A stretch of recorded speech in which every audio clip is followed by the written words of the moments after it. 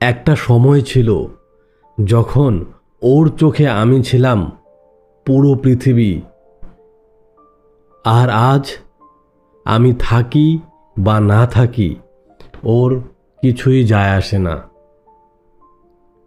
এমন কেন হলো?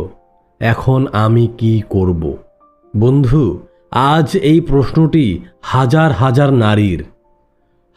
হাজার নারীর মনের কথা, যে এই অবস্থায় আমি কি করব, কেন এমন হলো। হ্যাঁ বন্ধু, আজ আমি এই ভিডিওতে মানুষের বাস্তব অভিজ্ঞতা, মনোবিজ্ঞান এবং বিবাহ সংস্কৃতির উপর ভিত্তি করে এমন কিছু কথা বলবো। আমি আশা রাখছি আপনি আপনার উত্তর এই ভিডিওতে পেয়ে যাবেন। দিদি, প্রথমে অবহেলার লক্ষণ চিহ্নিত করুন। 1 নম্বর, ও আর আগের মতো খোঁজ নেয় না। দেখুন দিদি, প্রতিদিন খোঁজ নেওয়া কিন্তু ভালোবাসার একটা অংশ, আর সেটা যদি বন্ধ হয়ে যায় তাহলে আপনার সম্পর্ক শুকিয়ে যাচ্ছে, সেটার এটা স্পষ্ট লক্ষণ। 2 নম্বর, ফোনে, চোখে আর কথায় আগ্রহ নেই।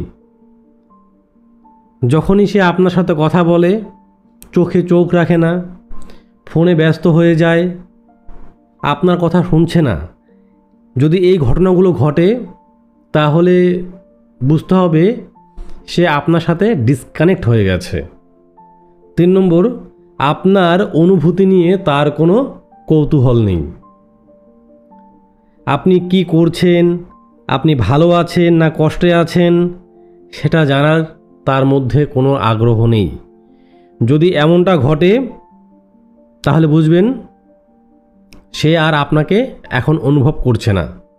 4 নম্বর, অন্যদের সামনে আপনাকে ছোট করছে। আপনার আত্মসম্মানকে আঘাত করা মানে এটা মানসিক অবহেলার বড় একটা রূপ। 5 নম্বর, আপনার ভালোবাসার উত্তর না দেওয়া। আপনি তার কেয়ার করছেন, তার যত্ন নিচ্ছেন, সব কিছু করছেন, চেষ্টাও করছেন, কিন্তু সে অবহেলা করেই যাচ্ছে, অবহেলা করছেই। মানে সম্পর্কের ভার একতরফা হয়ে গেছে। দিদি, আপনি কি এখন বুঝতে পারছেন যে আপনার সাথে কি এই ঘটনাগুলো ঘটছে? যদি এই ঘটনাগুলো ঘটে থাকে তাহলে আমি পরবর্তী বিষয়ে আলোচনা করছি।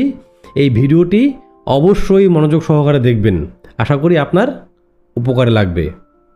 এবার জানতে হবে কেন আপনার স্বামী আপনাকে অবহেলা করছে। 1 নম্বর, কমফোর্ট জোন। মানে আপনাদের বিয়ে হয়ে গেল, আপনার সাথে আপনার স্বামীর বিয়ে হয়ে গেল, এবার আপনার স্বামী ধরে নিয়েছে ও তো আমার হয়েই গেছে, এখন তো আর ওকে ওই মেনেই চলতে হবে না। এই যে মানসিকতা, এই মানসিকতা থেকেই তৈরি হয় অবহেলা। মানে অবহেলার স্টার্টিং পয়েন্ট এটাই, এখান থেকে শুরু হয় অবহেলা। ও তো আমারই, এখন আর কোথায় যাবে, তাই না? 2 নম্বর, কমিউনিকেশন গ্যাপ। মানে কথোপকথন বা আপনার যে একটা যোগাযোগের যে গ্যাপ, এই গ্যাপটার কারণে কিন্তু এই সমস্যাগুলো হয়। যেমন অনেক স্ত্রীরা, যেমন আপনি আপনার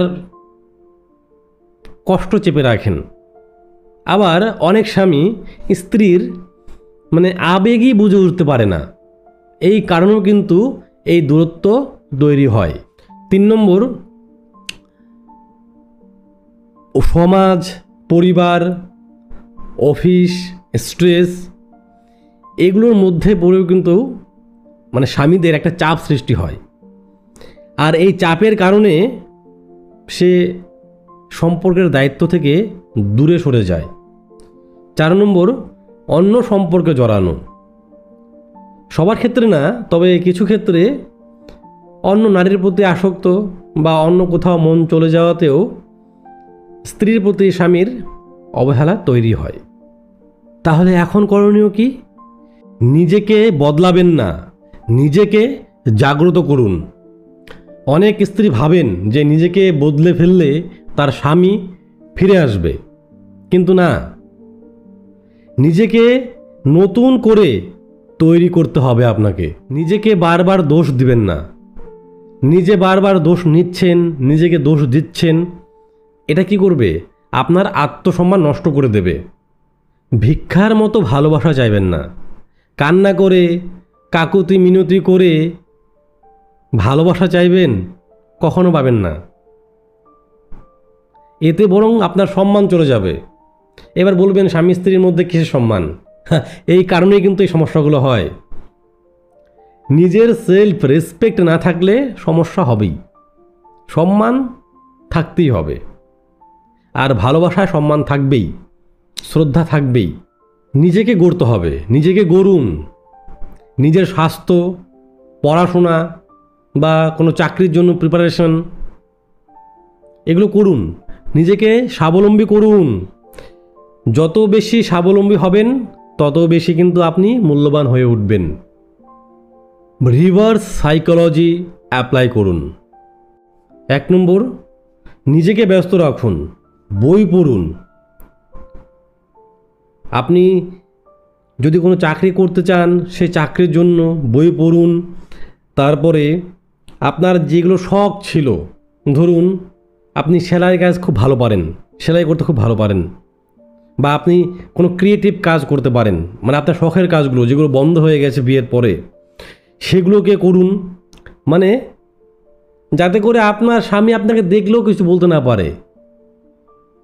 থাকে না অনেকে যে আপনি কিছু করছেন না, ঘরে বসে আছেন, এরকম না। আপনি আপনার শখের কাজগুলো করবেন। হ্যাঁ, অবশ্য তো একটা নারীর বাড়িতে প্রচুর প্রচুর কাজ থাকে, আমি জানি সেটা। তারপর যখন স্বামী আসবে, আপনাকে অবহেলা করতে শুরু করবে বা আপনার সাথে কথা বলবে না, তা সে আসার আগে আপনি কি করবেন? নিজেকে ব্যস্ত করে ফেলুন আপনার শখের কাজ নিয়ে। বই পড়ুন, যেটা বললাম, সেলাই করুন, ক্রিয়েটিভ কোনো কাজ করুন, ব্যস্ত হয়ে পড়ুন। আর যখন আপনি ব্যস্ত হয়ে পড়বেন, তখনই সে আপনার গুরুত্ব বুঝতে শুরু করবে। কারণ আপনি তো আগে যেই সময়টা তাকে দিতেন, পিছনে পড়ে থাকতেন, সেটা এখন করছেন না। আপনি ব্যস্ত হয়ে পড়েছেন। ভয় পাবেন না যে এরকম করলে আপনার স্বামী আপনাকে আরও অবহেলা করবে। না, এরকম বিষয় নেই। আপনি তো তার সামনেই আছেন, শুধুমাত্র এখন আপনি তার কাছে কাকুতি মিনতি করছেন না। আর যদি ভেবে থাকেন যে কাকুতি মিনতি করলে সে ফিরে আসবে, তাহলে যত করবেন সে আরও তত বেশি আপনাকে অবহেলা করবে। তাই নিজেকে ব্যস্ত রাখুন নিজের শখের কাজের সাথে। 2 নম্বর, সোশ্যাল ভ্যালু ইনক্রিজ করুন। আত্মীয় স্বজন, সোশ্যাল মিডিয়া, বন্ধুর মাধ্যমে আপনি নিজেকে ইমপ্রুভ করুন। নিজের সোশ্যাল যে একটা ভ্যালু, সেটাকে ইমপ্রুভ করুন। 3 নম্বর, ইমোশনাল ডিস্টেন্স। যখনই আপনি আপনার কষ্ট দুঃখ লুকিয়ে তার থেকে দূরে থাকতে শুরু করবেন, তখনই সে ভাবতে শুরু করবে আমি ওকে হারাচ্ছি না তো, কিন্তু আপনি তার সামনেই আছেন, কিন্তু ইমোশনালি আপনি তার থেকে অনেক দূরে। এগুলো অ্যাপ্লাই করে দেখুন। এগুলো শুধু আমার কথা না, এগুলো বাস্তব অভিজ্ঞতা। অনেক রিসার্চ হয়েছে এগুলো নিয়ে। মনোবিজ্ঞান, তারপরে বিবাহ সংস্কৃতি, এগুলো রিসার্চ করে তারপরে এগুলো এখানে আমি বলছি আপনার সামনে। অ্যাপ্লাই করে দেখুন না, কিছু না করার চেয়ে এগুলো করে দেখুন। এতে আপনারই উন্নতি হবে, আপনার সম্পর্ক ঠিক হবে, আপনার উন্নতিও হবে। আপনার বর আপনাকে চোখে হারাবে, আগে যেমনটা করতো সেরকমই করবে।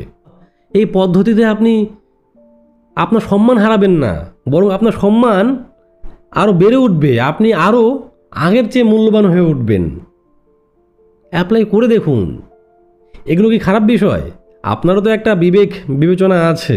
আপনি বুঝতে পারছেন না যে আমি যে বিষয়গুলো নিয়ে আলোচনা করছি এগুলো খারাপ না ভালো? অ্যাপ্লাই করা যেতেই পারে, তাই না? কনভারজেশন ম্যাজিক, মানে কথা বলার যে একটা ম্যাজিক, একটা জাদু, এখন সেই বিষয়টি নিয়ে আলোচনা করব। আপনি আপনার স্বামীর সাথে কিভাবে কথা বলবেন। স্বামীর সঙ্গে কথা বলা বা কথোপকথন একটা আর্ট, এটা মাথায় রাখবেন। ভুল সময়ে ভুল কথা বললে তার মানসিক প্রতিক্রিয়া কিন্তু নেতিবাচক হয়ে যাবে, নেগেটিভ হয়ে যাবে, তখন সমস্যা বাড়বে। আমি উদাহরণ দিচ্ছি। আপনি আপনার স্বামীকে যে কথাগুলো বলেন আর কি, যে তুমি এমন কেন করছো, এই কথাটি না বলে আপনি এভাবে বলবেন, আমি একা অনুভব করছি, তোমার সঙ্গটা আমার খুব দরকার, তুমি বদলে গেছো। বলেন না এটা আপনি? এইটা বলবেন না আর। তুমি বদলে গেছো এটা না বলে এভাবে বলুন, আমরা যেটা ছিলাম সেটা হারিয়ে ফেলেছি, আবার ফিরিয়ে আনতে চাই। এভাবে অ্যাপ্লাই করুন আপনি। কথার প্যাটার্ন তো একই, জাস্ট আপনি ঘুরিয়ে বললেন, কথার মিনিং তো একই, জাস্ট আপনি এত সুন্দর করে ঘুরিয়ে বললেন, তার হৃদয়কে স্পর্শ করলেন। রাগ নয় দিদি, রাগ নয়, কষ্টের ভাষায় কথা বলুন। এটা কিন্তু মনকে নরম করে। দোষ দিলে মন বন্ধ হয়ে যায়, আর অনুভব দিলে কি হবে বলেন তো? মন নতুন করে খুলবে, মন খুলবে, ওপেন হবে পদ্ম ফুলের মতো। এখন যেটা বলছি সেটা আপনার জন্য সেলফ রেসপেক্ট থেরাপি, নিজের আত্মসম্মান তৈরি করার থেরাপি। প্রতিদিন সকালে ঘুম থেকে উঠে ফার্স্ট আয়নার সামনে দাঁড়িয়ে আপনি বলবেন চোখে চোখ রেখে, আমি ভালোবাসা পাওয়ার যোগ্য, আমি গুরুত্বপূর্ণ। এই বিশ্বাস আপনার ব্রেনের মধ্যে তৈরি করুন। মেডিটেশন করুন 5 থেকে 10 মিনিট প্রতিদিন সকালে। আপনি মন্ত্র জাপ করতে পারেন বা নিঃশ্বাসের মাধ্যমে ধ্যান করতে পারেন। এগুলো কিন্তু আপনার মানসিক চাপ কমাবে। আর যখন মানসিক চাপ কমবে তখনই কিন্তু আপনি সুন্দর সুন্দর কথা বলতে পারবেন, সুন্দর সিদ্ধান্ত গ্রহণ করতে পারবেন।